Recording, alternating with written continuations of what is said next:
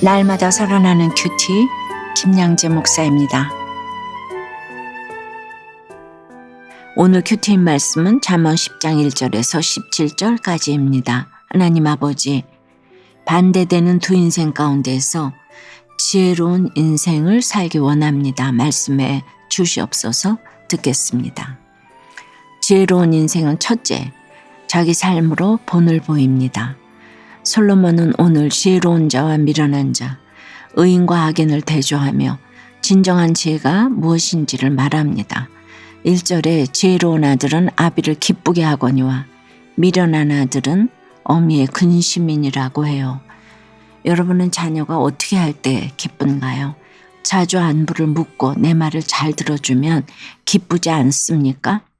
비싼 선물을 받는 것보다도 자녀에게서 받는 관심에 부모는 더 기뻐하기 마련이지요. 그런 면에서 아마도 솔로몬은 그의 아버지 다윗을 기쁘게 하는 아들이었을 거예요.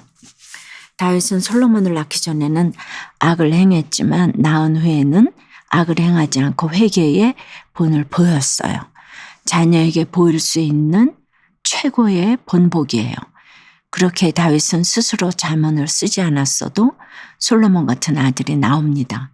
그런데 솔로몬은 태평성대를 누리면서 고난이 없으니 하나님께 제사를 드릴 때도 상한 마음 없이 드리고 3,000개의 금원을 쓰고도 말씀 안에 살아가지 못하니 여호와 보시기에 악을 행한 르호보암 같은 미련한 아들만 나옵니다. 솔로몬이 좋은 말을 하면서 나름대로 수고하고도 정작 스스로 본을 보이지 않으니 그런 것이지요. 그런 면에서 요즘 부모들의 모습은 어떤가요?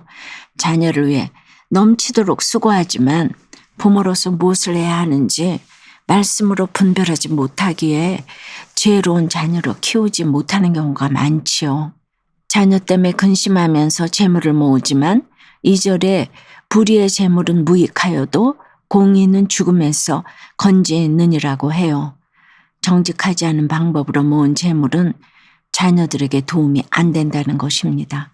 3절에 여호와께서 의인의 영혼은 줄이지 않게 하시나 악인의 소욕은 물리치시느니라고 해요. 하나님은 그분의 자녀를 육신의 부모보다 더 정확히 돌보아 주십니다. 하지만 악인의 소욕은 물리치세요.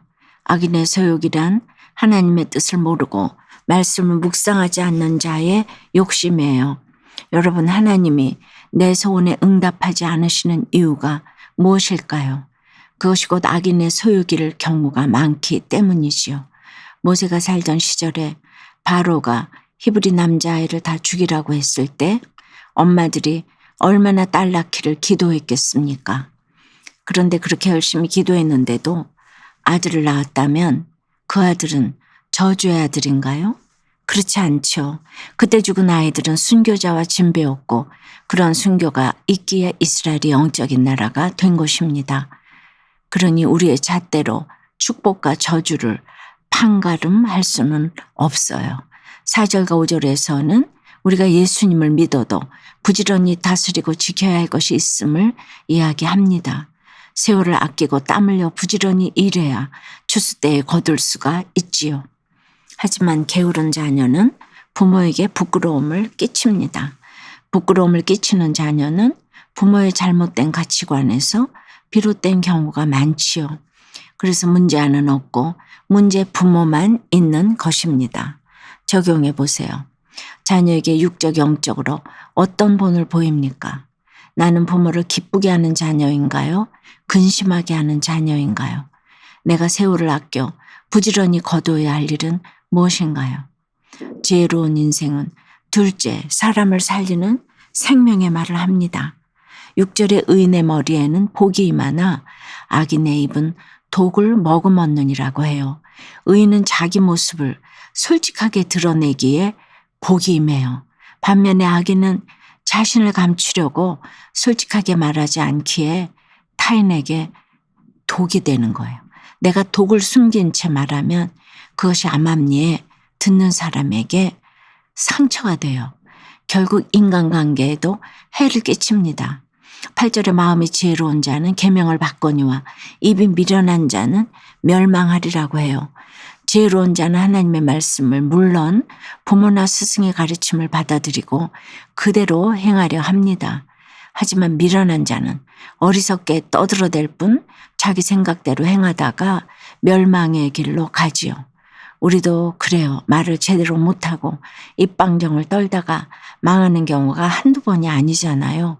그래서 11절에 의인의 입은 살리는 샘물이 되어 다른 사람들을 생명으로 인도하지만 악인의 입은 독을 머금었기에 생명을 죽인다고 해요. 내 입이 생명의 샘이 되어 사람들을 생명으로 이끄는 것도 중요하겠지만 한편으론 의인의 입과 악인의 입을 분별하는 것도 중요해요. 겉으로는 마치 꿀과 기름을 머금은 듯 우아하게 보이지만 실상은 독을 머금은 사람이 있어요. 이걸 분별하는 사람이 지혜로운 사람입니다. 권력가들은 대부분 이게 안 돼서 아청꾼에 의해 멸망의 길로 가잖아요. 솔로몬의 말을 듣고자 이곳저곳 사방에서 사람들이 찾아왔지만 정작 그 아들 르호보암은 아버지의 말을 듣지 않았어요. 그래서 13절 말씀대로 지혜 없는 자가 되어 나라가 분열되는 채찍을 맞는 일이 일어난 것이죠. 여러분 어떠세요? 나의 입은 생명의 샘인가요? 아니면 입에 독을 머금고 있나요? 다시 말해 곁에 있는 지체들을 살리는 말을 하나요? 상처 주고 죽이는 말을 하나요? 불의의 재물을 탐한 결과로 세무조사를 받아 부부관계가 나빠지는 일로 하나님이 세우신 법에 순종해야 함을 알게 되었다는 한 성도님의 큐티인 묵상 간증이에요. 저는 10년 전 아파트 상가의 작은 병원을 개업했어요. 하루 매출액에 따라 전전긍긍하던 제게 이전 업체의 사장은 자신의 매출 장부를 주면서 현금 장부는 따로 적으라고 알려주었어요. 저는 세금을 덜 내는 방법을 알게 되자 이것이 바로 세상 지혜라고 생각했어요. 하나님이 설교 말씀을 통해 세상의 법 질서에 순종하고 탈세하지 말라고 하셨음에도 저는 귀담아 듣지 않았지요. 얼마 지나지 않아 생각보다 매출이 오르고 현금 수입도 늘어났습니다. 그러자 저는 11조와 건축원금을 내며 죄책감을 덜어낸 후 남은 돈으로 사치를 부렸어요. 악인의 소득은 죄에 이르느니라는 16절 말씀처럼 저보다 수입이 적은 남편을 무시하며 생색내니 부부관계는 점점 나빠졌지요. 이처럼 불의로 벌어들인 재물은 저와 저의 가정 모두에게 무익하기만 했어요. 그러자 하나님은 제게 직원의 신고로 세무조사를 받는 사건을 허락하셨어야 그래서 그간의 탈세금과 벌금을 모조리 추징당했지요. 이 일로 저는 하나님이 세우신 법에 순종해야 함을 인정하게 되었어요. 또한 교회 소그룹 모임에서 탈세 사실을 고백하며 저의 죄를 회개했답니다. 이후 모든 수입을 빠짐없이 신고하니 마음도 평안해지고 사치하는 습관도 사라졌어요. 불의의 재물을 무익하게 사용하는 악에서 저를 건져주신 하나님 감사드려요. 저의 적용은 물건을 현금으로 살 때 부가세를 빼주겠다는 제안을 받아도 제값에 사겠다고 하며 거절하겠습니다. 지혜로운 소득 관리를 위해 가계부 쓰기를 시작하겠습니다. 입니다. 모든 자영업자들에게 유혹이 되는 일일 것이라고 생각합니다. 그런데 참 앞으로 남고 뒤로 미친다는 것을 유념하셔야 하는 것이 결국은 법대로 하는 것이 지혜로운 것이고 우리 마음속에 평안을 주니 돈으로 살 수 없는 소득 아닐까 싶어요. 14절에 지혜로운 자는 지식을 간직하거니와 미련한 자의 입은 멸망에 가까우니라고 해요. 아무리 들어도 간직되지 않는 지혜와 지식이 있지요. 하지만 그런다고 포기할 것이 아니라 메모도 하고 외우기도 하면서 간직하려고 노력해야 해요. 근데 미련한 자는 그까짓 것이 밥 먹여 주냐 하면서 지식의 말씀을 무시하지요. 결국 그 삶은 멸망으로 치닫습니다. 17절 말씀대로 혼례를 지키는 자는 생명의 길로 행하여도 징계를 버리는 자는 그릇 행할 뿐입니다.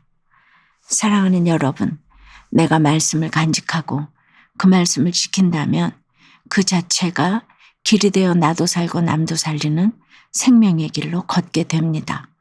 오늘도 지혜로운 자가 되어 하나님을 기쁘시게 하고 생명의 길로 걸어가는 저와 여러분이 되길 주님의 이름으로 축원합니다.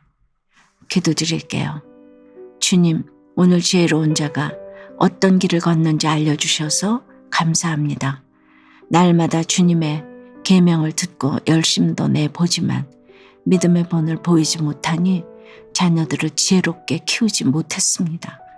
곁에 있는 식구들과 지체들을 구원으로 인도하기 위해 생명의 말을 전해야 하는데 입에는 독을 머금고 굽은 길로 행하다 보니 애워싸이는 환경에 처할 때가 많음을 고백합니다.